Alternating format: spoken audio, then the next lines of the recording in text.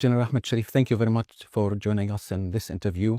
Let me begin where it ended. Do you think this ceasefire would hold? Pakistan Armed Forces are a professional armed forces, and we adhere to the commitments that we make.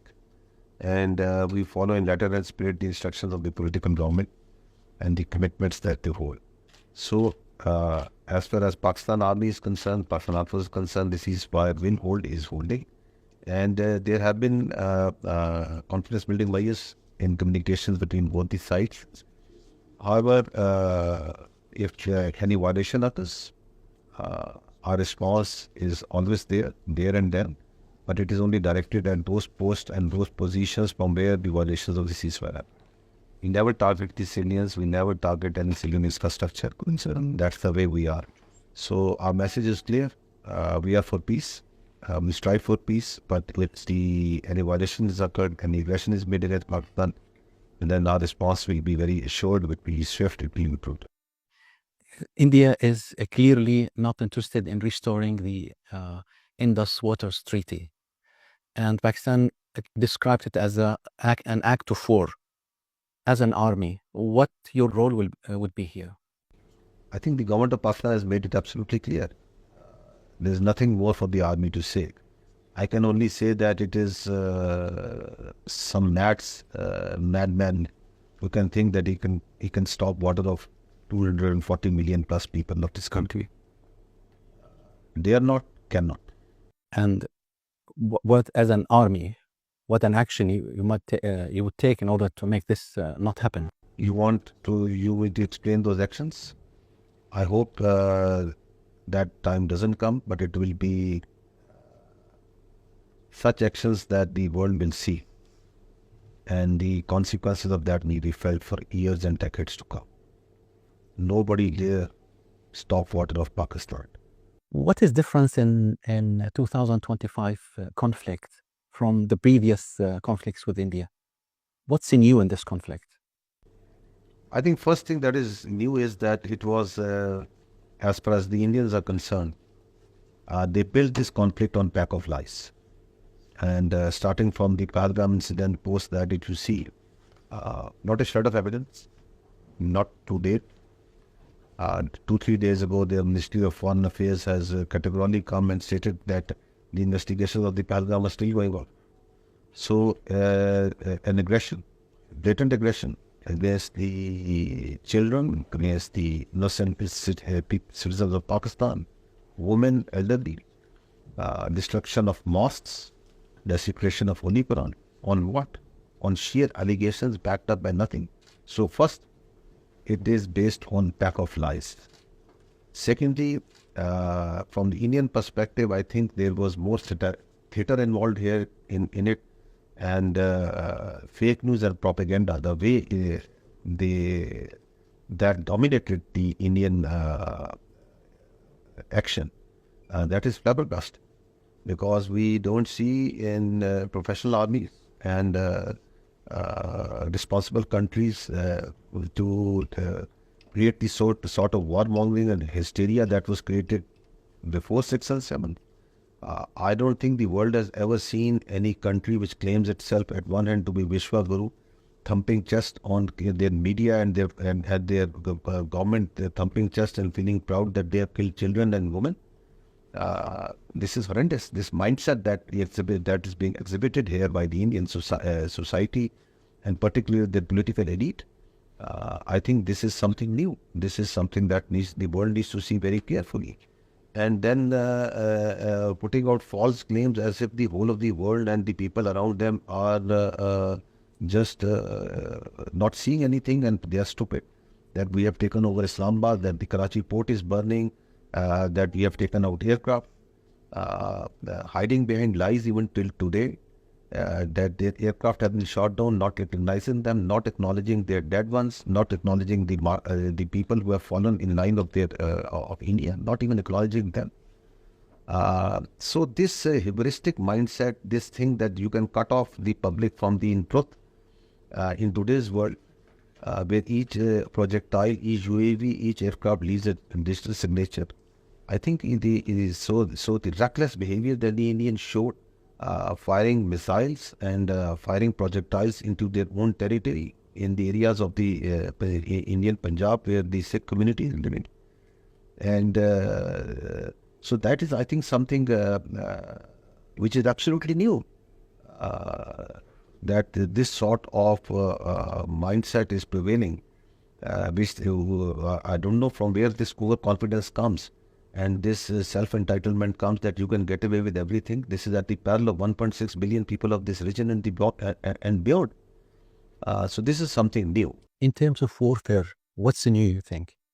In terms of warfare, you saw that, as I've already alluded, that it is that you mix your ground actions with so much fake news and so much disinformation and propaganda that it is difficult for people to understand that what is real and what is wrong. Even once the conflict has actually ended over there, has actually ended underground, still you see so much nonsense coming out from the and so that is something which is new. And as far as the conventional war is concerned, as well as the exchanges that occurred on there, I think what's new is that the Indians thought that based on their conventional forces, based on the conventional power, they can worse in the Pakistan. And so, alhamdulillah, Pakistan showed very clearly that only a partial response from us. Because we must understand that what the Pakistan armed forces have responded so far in this conflict, it is just one part of the conventional forces. Indian wanted that there needs to that through the escalation on the eastern border, our forces were involved in counter-terrorism against the Indian proxies, the terrorist proxies that the Indians have mounted on Pakistan for decades. That there is a pull occurred on those forces and they go out towards the eastern front. And not a single soldier was pulled, so only through the partial application of forces and some part of our niche technologies, we have given a response that forced the Indian to this de-escalation. So new is that the Indians and I think the world at large have understood don't underestimate the resolve of the people of Pakistan and its armed forces, and don't think that remain in any confusion about it. And we are ready, and we will defend our territorial integrity and defense and sovereignty at all costs. Can you confirm the figure that the Prime Minister said yesterday? 6 aeroplanes, Indian aeroplanes, were downed? Yes, I can confirm that the 6th aircraft is a Mirage 2000. So we have because we don't make our claims based on without evidence. So once we have the confirmed evidence, we checked it, rechecked it, reconfirmed it. So then we came officially out yesterday. The Prime Minister of Pakistan claimed it, and told that the 6 aircraft were down on the and have been downed. And I can confirm that the make and type, that's a Mirage 2000. Russia is a friendly country. Its weapons being used during this conflict, is it a matter of concern to you? This is another aspect, I think, where the Indians have shown that how unhinged they have behaved in this. Certain friendly countries, certain countries have provided weapons to us. They are going for boycott and over there. So the Russian weapons, the French aircraft that they had, they all are very fine weapons, very good systems. It's more important is the important question here is who uses them and how they use it.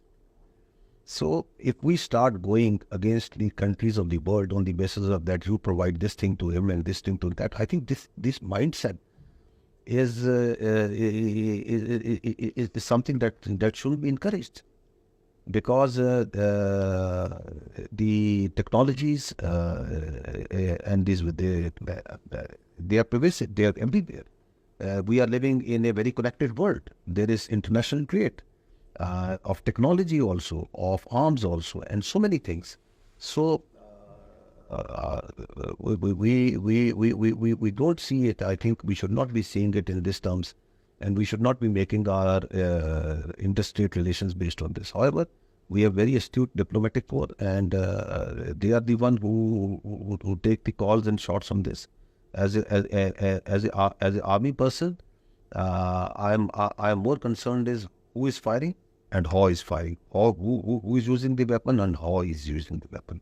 That's my main concern. Pakistan being acquiring the JF-35, the Chinese stealth jet, at what stage it is, when it might be, it might enter the service or be at Pakistan's process? So development strategy of Pakistan Armed Forces is an evolving thing, and we keep on striving for and going for new technologies. I'm not in a position to say that what and when what we will be, because that's part of the our development strategy. So I will not at all comment on that.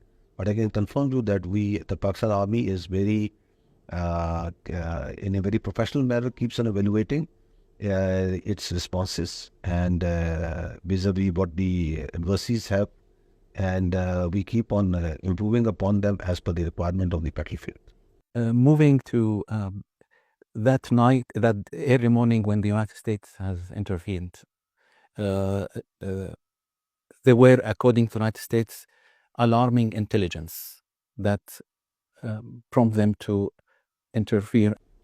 Let me first say, and I will repeat it, I've said it before also, that we understand that a military conflict between two rival nuclear states is sheer stupidity. It is an absurd idea, and it is inconceivable. And that's what the world also understands. All the saner voices, all the mature countries, all the bigger countries, they understand it very well. I don't have the specifics of, because of the how the diplomatic and very hectic diplomatic exchanges that were going on, because that's where the Ministry of Foreign Affairs is privy to that, and they are it's what they can only comment on that. I can tell you that as during this whole conflict, this military conflict, mark I have, the escalation control was with Pakistan. And Pakistan, despite the reckless, very aggressive, and very, I would say, immature behavior, and the way the Indians were going on right from 22nd of May of post Pahalgam, Pakistan acted in a very responsible manner. If you see, on the night of 6th and 7th May, once they blatantly violated Pakistan territory and they attacked the innocent civilians, they hit the mosques in Pakistan. The Pakistan Air Force and the Pakistan Armed Forces reacted back in a very responsible manner. We only targeted and hit the aircraft, those aircraft which were part and which were used to hit the civilian infrastructure and in the civilians, including the children. We could have taken out more, but we showed restraint. They then went into further frenzy, domestically and internationally. More chest thumping. And then they started sending these swarm drones. We neutralized them. We took them out. They fired a missile, a projectile into Pakistan. We took it out. So we were behaving very, very in a responsible manner, maintaining the escalation. And once, on 10th of May, we responded. And before the 10th of May, before our response, they fired multiple missiles at our bases. They were trying to send a message to Pakistan that don't go for your retribution. They thought that they can unilaterally come, they can kill the innocent civilians, children, women. 22 women and children of Pakistan are dead. They have embraced shahada to this reckless aggression. And they thought that Pakistan will not respond, and they send missiles on our bases. What they were trying to tell us, they were trying to deter us, forgetting that you can only deter who can be deterred. Pakistani nation, the people of Pakistan and its armed forces has never and will never bow down to coercion and aggression and Indian hegemony. Absolutely, we were clear on that. So we responded on the morning of 10th May with the will of Allah. Bunyanun Basus. It was a measured, calibrated, proportional response. It was not the full application of our conventional forces. It was a partial response. We selected 26 targets, we hit 26 targets. The world saw it, the Indians saw it. And then it was the Indian defense spokesperson who came publicly on the morning of 10th of May and said that we asked for de-escalation if Pakistan is ready. So of course we are a peace-loving country. We prefer peace. So that's how we were the one who were controlling the escalation. And the international community was watching it very carefully. The rational behavior, the very just behavior of Pakistan, and also the recklessness, the aggression, the cruelty that the Indians were exhibiting, the chest thumping that they were doing, the fake propaganda that they were spewing, the hate and the warmongering that is still continuing to go on. Some of the satellite images show damage in some of Pakistan air bases, especially the one in Rahim Yar Khan. Can you tell us in terms of numbers, what were Pakistan Army's losses in this conflict? So another thing that you must have seen, that the Pakistan Armed Forces and the Pakistan as a state has been very transparent about this conflict. And that comes from our culture and the ethos that the Pakistan Armed Forces follow. We have been facing the war on terror for 2 decades, more than 2 decades, because of the Indian-sponsored terrorism. We have never hid our losses. I can give you a very clear figure. Since January 2024, there have been 3,700 terror incidents in Pakistan. We don't hide them. There have been, I think, more than 2,500 Pakistanis who have been maimed for life, lost their limbs. We don't hide them. There are more than 1,300 of the civilians and soldiers who have lost their lives, shaheed. We don't hide. We are a battle-hardened army and a battle-hardened. So, if you saw this conflict from the day one, on 6th and 7th night there were these ghastly attacks. On 7th morning, the media and international media, we took ourselves to all these so-called alleged terror camps everywhere. Murid ke, Bahawalpur, Muzaffarabad, everywhere. And we showed the media, you tell us where are those terror camps. You tell us that are these the mosques, are these the seminaries where the students and the women, and are these not civilian houses that were hit? Similarly, we have come very clear. We have counted our shaheeds. We are mourning them. We are remembering them. We are honoring them. 40 of our civilians of Pakistan have lost lives. 22 of them are women and children. We have lost 12 brave soldiers of Pakistan from Pakistan Air Force and Pakistan Army. We have declared each and every loss. Once the Indians fired the missiles on Pakistan the night of 9th and 10th, the one you are alluding, I personally came immediately on national television and I declared, rather than hiding anything, that Indians have done yet another aggression. They have fired missiles RRPF bases. We named those bases.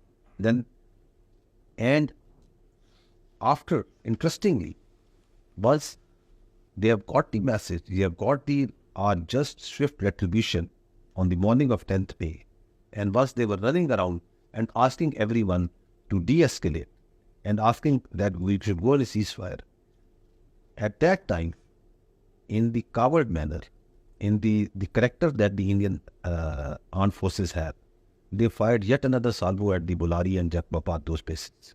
Why? Because they have understood, they have understood that how much heavy damage they have taken, and they wanted for their public to tell, okay, that we have also scored something. That was what they were trying to do.